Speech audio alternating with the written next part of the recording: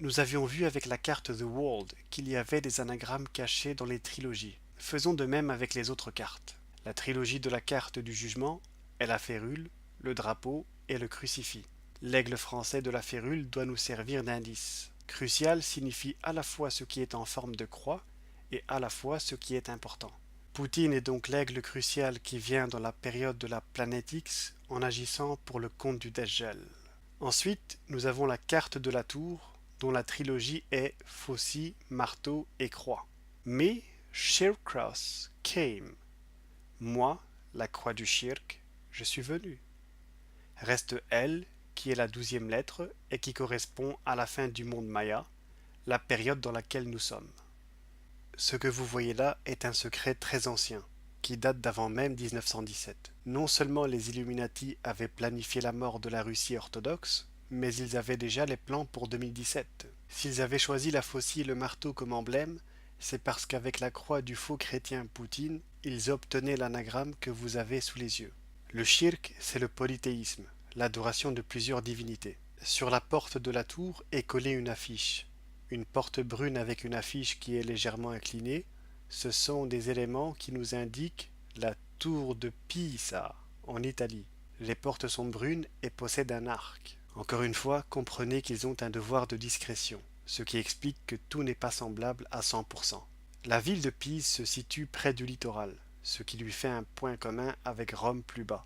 L'affiche de la tour symbolise les 95 thèses de Martin Luther. Elle a été placardée sur une porte d'église en 1517. Cela fait pile 5 siècles par rapport à 2017, qui correspond à la 9e heure. 9 et 5, voilà pourquoi ces 95 thèses figurent sur la carte de la tour. En même temps, cela veut dire que la tour de Pise sera détruite avec le cataclysme.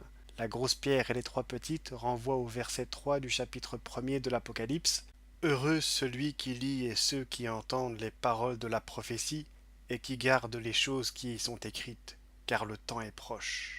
Le coup d'État qui a permis à Napoléon de prendre place était dans un jour qui concordait numérologiquement avec les 2 calendriers, c'est-à-dire que Brumaire était le second mois du calendrier républicain, il correspond à novembre qui est le 11e. 11, c'est 1 et 1 qui font 2. Même chose pour 18, c'est 1 et 8 qui font 9.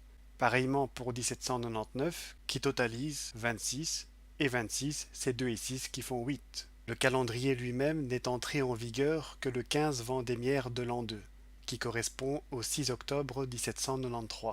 Vendémiaire est le premier mois du calendrier républicain, ce qui donne une parfaite fusion entre les 2 calendriers et qui montre bien l'importance que portaient déjà en ces temps les francs-maçons pour la numérologie. Bien, ensuite, la carte de la mort, sa trilogie se trouve dans les 3 types d'animaux. Pour savoir ce que sont que les bestioles au-dessus du cavalier, il faut se référer aux 8 au-dessus de la tête du magicien. L'on sait que l'abeille, lorsqu'elle a repéré un champ de nectar, dessine un 8 dans les airs pour appeler ses congénères. Aussi, le 8 au-dessus de la tête indique que ce sont des abeilles sur la carte de gauche. Puis, il y a le cheval, ainsi que le poisson. Mais ce n'est pas n'importe lequel. Il s'agit de l'ictus, le poisson affilié au christianisme. Un ictus mort symbolise la mort officielle du Vatican. Les 3 mots forment B9, the chess hour, soit 9, l'heure des échecs. Par les échecs, on reconnaît évidemment la Russie. C'est donc une invocation faite pour que la 9e heure soit celle de Poutine.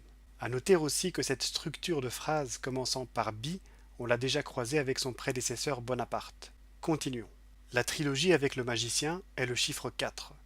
4 maisons, 4 roues, et D qui est la 4e lettre, ce qui nous fait He showed EU 12.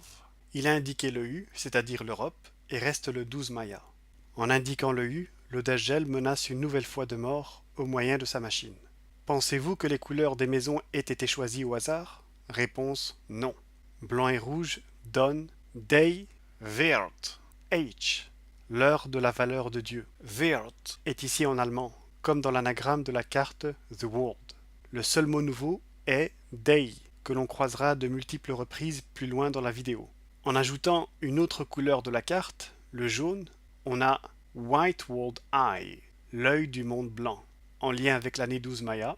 L'œil c'est le Dajjal, bien évidemment. En combinant le bleu et le jaune, on a Bowl Eye, l'œil de la boule.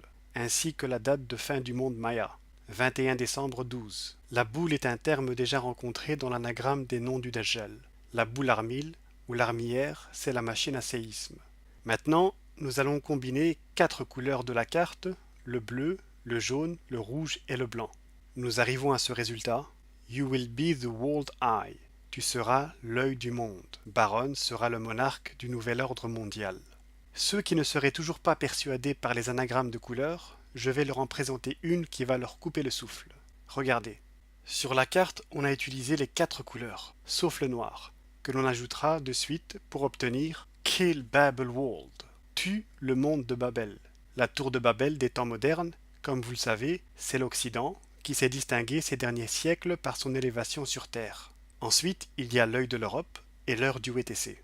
Quand on regarde l'heure à laquelle les deux avions se sont écrasés, c'était de 8h46 à 9h03, soit 17 minutes qui passent par la 9e heure. C'est une confirmation de plus que la nona hora débute lors de l'année 17, et cela confirme par la même occasion les anagrammes obtenus à partir des couleurs.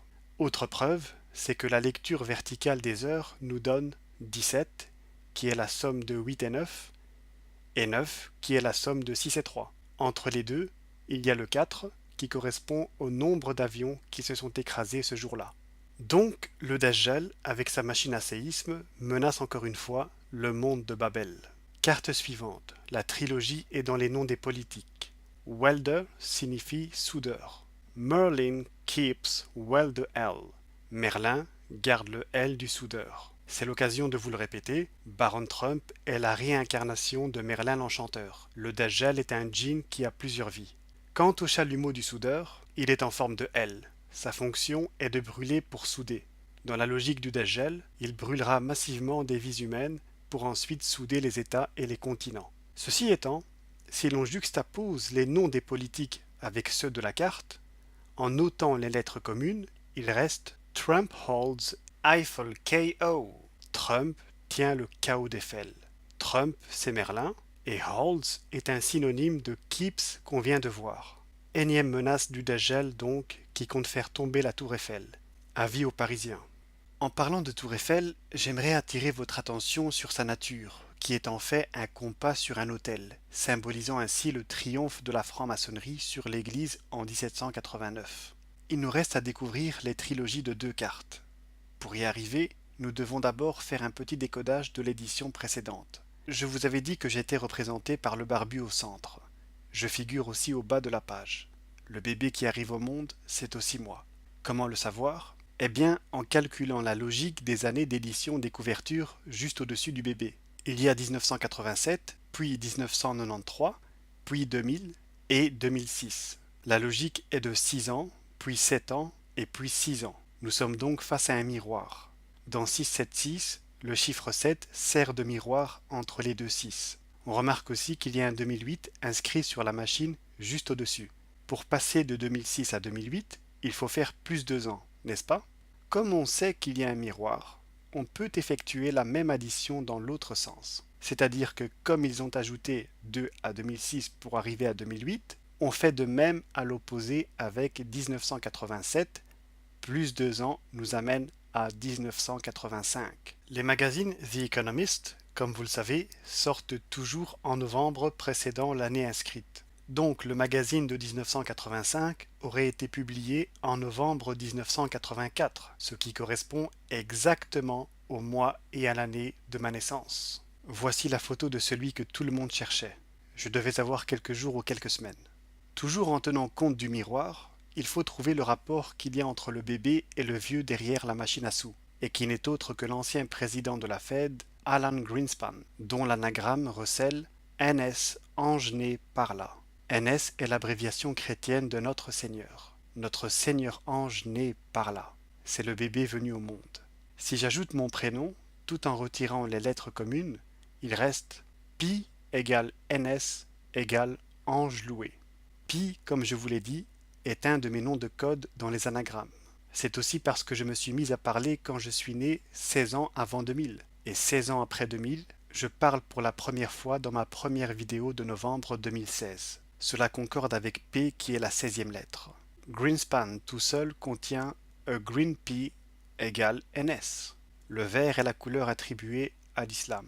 Maintenant qu'on a découvert le code NS qui me concerne, on peut trouver les trilogies des deux cartes de l'autre édition.